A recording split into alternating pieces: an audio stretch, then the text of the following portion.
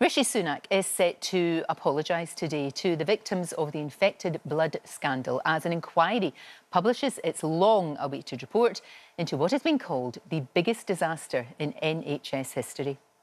More than 30,000 people in the UK were infected with HIV and hepatitis C after receiving contaminated blood between the 70s and the 90s. Well, founder of the body shop, Dame Anita Roddick, was one of those victims. She contracted hepatitis C from a transfusion after the birth of her daughter, Sam. Well, Sam joins us now from Wales, and Dr. Hilary is here as well. And Sam, how are you feeling about today? Gosh, it's been a long, hard fight to get to this place, hasn't it?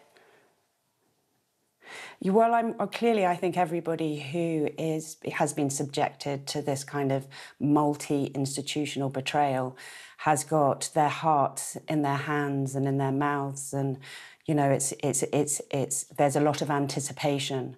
But you know, to be able to talk about this scandal is of utmost importance, not only today but continuation, so that behaviour changes can, you know, be made. Absolutely. What are you hoping for today? What would make you think that justice has been done finally? Well, I think justice is going to be an ongoing issue. I think what I'm hoping for is that all of the decisions and across all of the institutions are kind of laid out bare, and we can actually see how corporations and governments and actually the bureaucracy of the NHS have made choices that are anti-society, anti-morality, and in many ways are morally criminal. And I think within that, the extent of it hopefully shows how corporate law is designed to protect itself in many ways, and actually is set up to, with the lack of transparency, to permit actually moral criminal behaviour to exist within all of our supply chains across all industries. And we're seeing that because there is like multiple inquiries happening, you know, across the, you know, in the UK right now. And, you know, a public inquiry, you know, an inquiry isn't a rare thing anymore. No, that's very true. And Sam, your mum had to live with this condition, with hepatitis C. She really was extraordinary, your mum, so far ahead of her time, an astonishing businesswoman, you know, thinking about the planet before anyone else did. But she was also a teacher, and she was your mum. And it must have been heartbreaking for you and for the rest of the family to see her suffering like this. Well, my mum was a force, and you know, her passion and her conviction, her moral conviction, and really her vehicle was to change the face of business, to show that business can contribute to society and be in service to society. And, you know, what was ironic was that she and her kind of business championed her supply chain, the farmers who grew, you know, the bananas or the shea butter, who were fighting their land rights themselves. She basically championed their stories. So her business was pretty much like polar opposite to the businesses that actually infected her.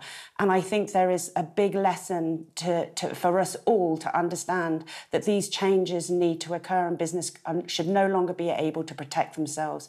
They should be answerable to civil society and, you know, common law. Absolutely. There's talk of compensation, massive amounts of compensation, we understand. But that doesn't in any way go towards alleviating any of the grief and the pain and the distress and the ongoing distress of yourself and everyone else who's either been a victim or who's watched somebody that they love die or get very sick. I mean, I think the thing is that while 30,000 people were infected, each person has a family orbit of, let's say, at least 10 people. So the amount of people it has affected negatively, like a negative domino effect, is absolutely massive. And I think the reality is compensation is the lowest common denominator in justice. And it's a bitter sting in many ways. How do you pay for a life lost? Or how do you pay for like the debt incurred? Or how do you pay for sickness and not being able to fulfill your dreams? And I think the reality is compensation is easy for corporations because profits can be recovered and actually behaviour then is continued. So we need to reframe actually how do we hold these institutions to account. And quite frankly, right now, our globe is basically buckling under such industrial bad decisions, whether it's climate change, whether it is, poisoning of our waters, whether it is, and we are taught to trust our institutions, that they take care of us as a society, but this is clearly not true. So I do think we need to reframe how we hold corporations to account, and institutions and governments. And the economy is no longer serving our society. We can see that with a disparaging difference between, those who are wealthy and those who are poor. So who is the economy in service to right now? Sam, you raise such important points. I hope that you get what you want today and that everybody does. Thank you for joining us. We've got Dr. Hill.